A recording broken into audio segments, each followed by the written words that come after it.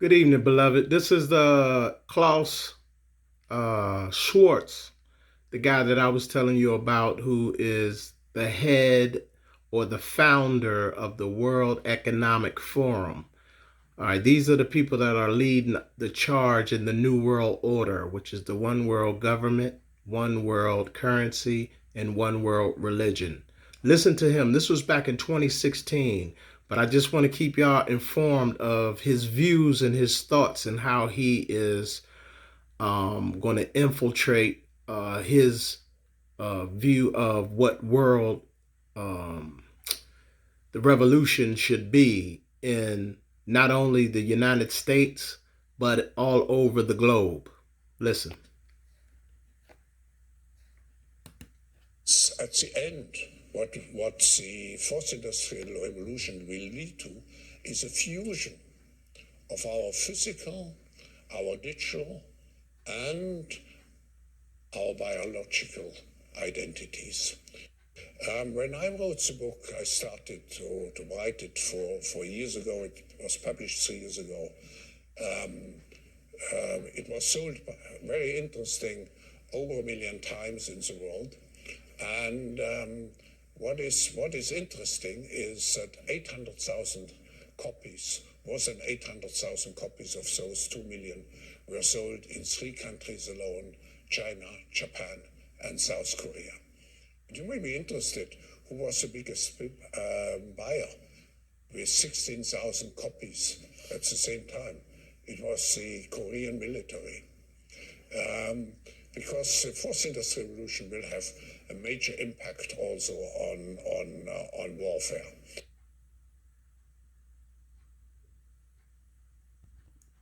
This is him again in July of this year, 2020, speaking to CNBC, Klaus Schwab, the German head of the World Economic Forum. Listen to him now. Will play out in November.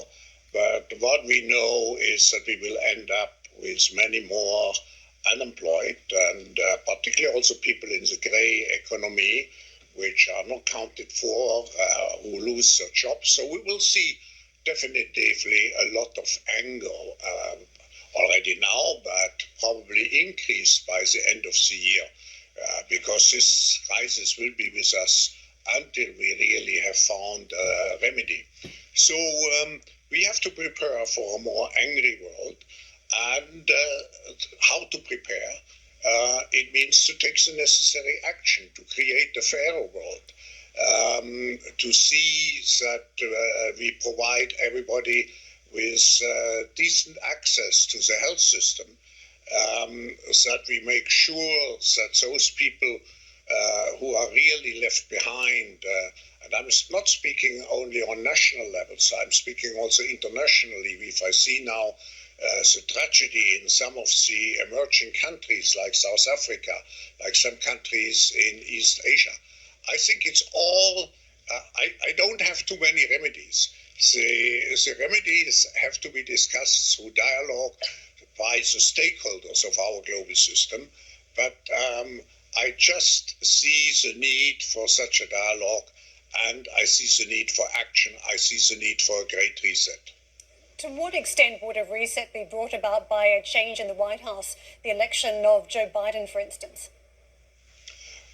I don't know. We shouldn't speculate about the outcome of the election. We will see beginning of November, and then we can, in any case, we can, and the World Economic Forum is very open and as an open platform to integrate everybody who is willing to address those issues in a spirit which means to exercise here true global citizenship. I want to just pick up on some of the economic projections. In your book, you tackle what the future may look like, and at this stage, we're grappling with various letters of the alphabet, whether it's a V or a U or perhaps even a symbol, a tick shape. Can you just give us some clues about the growth down the track, what we can expect? First, if you look at it at the national or global level, at the macroeconomic level, one of the things we address very much in the book and we are concerned is the increased debt level. We spend about 10 trillion worldwide to deal with the short-term negative effects of the pandemics. But we should be aware we are just increasing our debt situation. And we were already very much debt loaded before we went into the crisis. So how to get at the end out of this debt situation is still a big question mark. Second, we know that there's quite some impact on different industries. We know that certainly the health industry, the digital industry will go out of this crisis strengthened. But we know that many industries which rely particularly on physical interaction will have difficulties to survive. Finally, I just would add, I think this is an opportunity again to find solutions which are beneficial for the next generation. So why not to tie government aid to the green economy which we have to create? Why not to make sure that we revolutionize, digitalize particularly our educational system? So we are here when we talk about the Great Reset to talk also about innovation. How can we do things differently from what we used to do? And if we speak about differently, it means also how can we do it to make sure that a majority of people are benefiting from it and not just a minority. We started out Davos this year talking about the environment, Greta Thunberg versus Donald Trump. Certainly a lot of headlines crossing from the mountain. But last time round in the crisis, we saw people didn't care so much about the environment when we were talking about large-scale job losses. This time seems different. Are you surprised about how strong the sustainability theme has been right through the pandemic? No, I would see even a chance to accelerate, let's say, our transition into a green economy, because people probably recognize that we have to become more resilient. We have now the experience of one crisis. The environmental crisis, the climate crisis could be a much bigger one.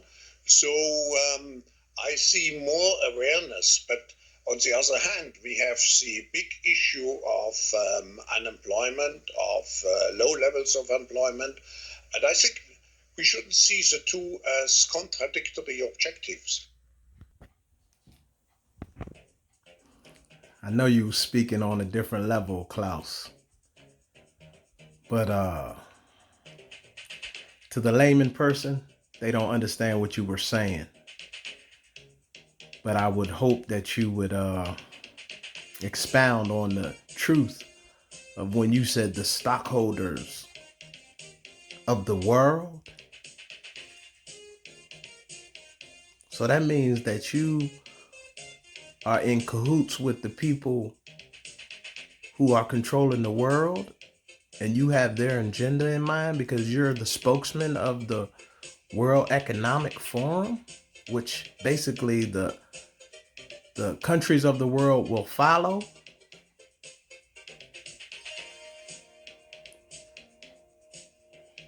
I need you to be more plain, man. Isn't this the New World Order?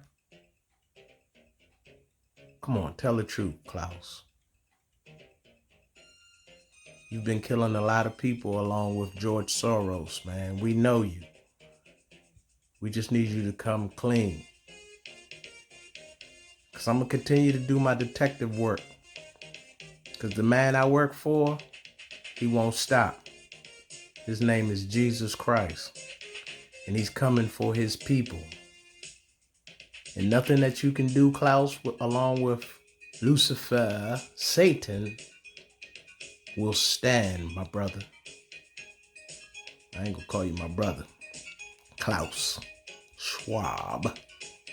Professor. So I'll be back, like Schwarzenegger said in a movie, Terminator. I know you know much about that one.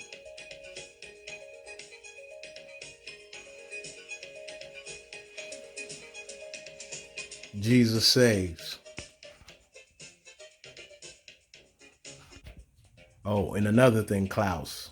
I read your book. Total garbage, man. There's a new sheriff in town, and his name is Jesus Christ.